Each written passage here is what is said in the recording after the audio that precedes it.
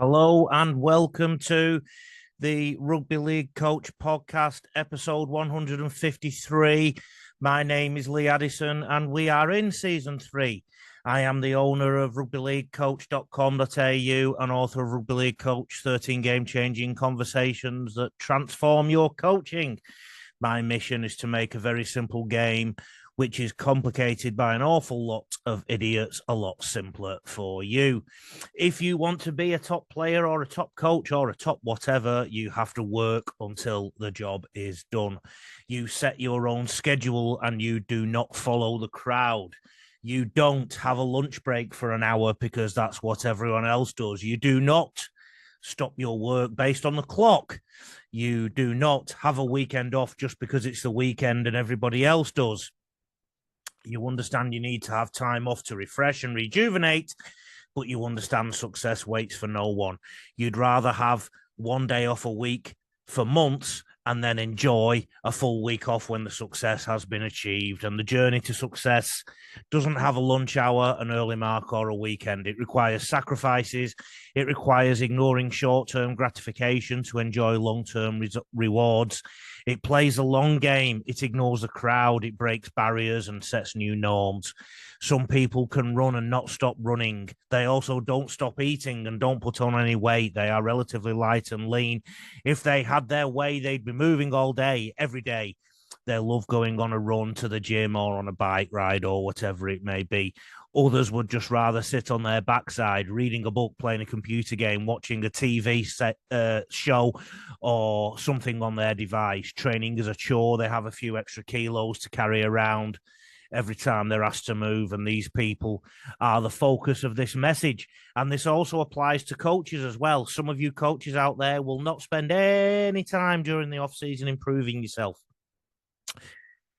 You and your players cannot control what you are born with. So the players can't control the body that they're born with, for example, how tall they're going to get, how big they're going to get. But what we can all control and work to control are our mindset, our lifestyle. So our mindset, is it focused on performance? Is performance an important facet of your life? Is your mindset one of constant improvement? Is your mindset one that you are never happy? Or is your mindset one of those that just do enough and then you'll be okay? Our lifestyle, whether you're a coach or a player, does your lifestyle suit what you're trying to do? If you're a coach, do you get on the cans the night before a game? And then how does that affect your mind? So can you think properly for your players if you've been on the cans the night before a game? So what we put in our body, whether you're a coach or a player, is important. What you eat is what you are, apparently. You are what you eat. And what is your will to improve like, whether you're a coach or a player? And I often find the one big difference between those that make something of themselves in rugby league or indeed anything versus those who don't. It's about their approach to those 4 areas. And there's a reason why mindset is at the top. So your mindset, your lifestyle, what you put in your body, and your will to improve. You need to have the mindset that this is a long game that you're playing. Whether you want to be the best coach you can be, whether you want to be the best player you can be. There's no quick fix, no shortcut to any place worth going.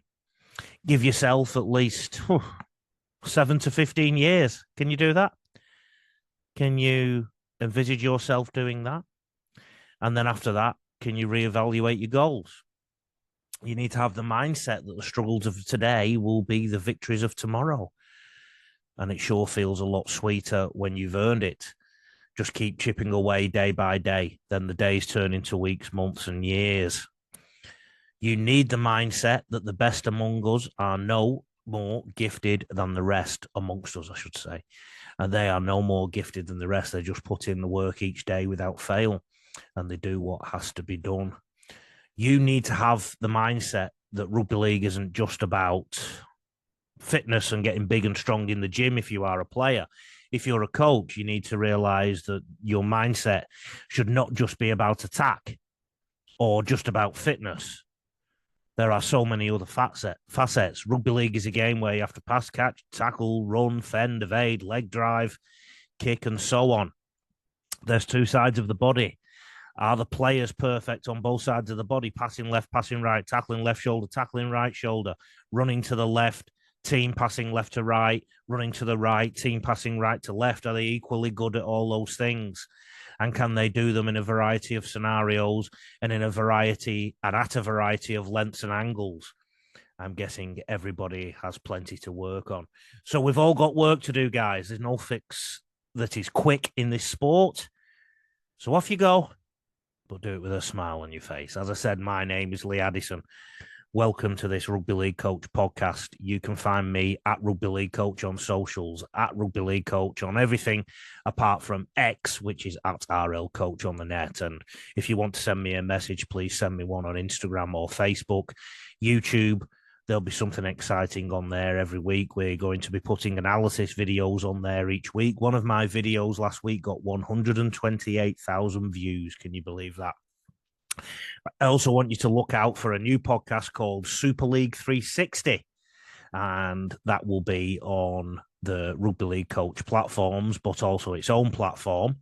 And we'll also have the return of the Coach Stories podcast on alternate weeks. So that's what your off season will look and feel and sound like.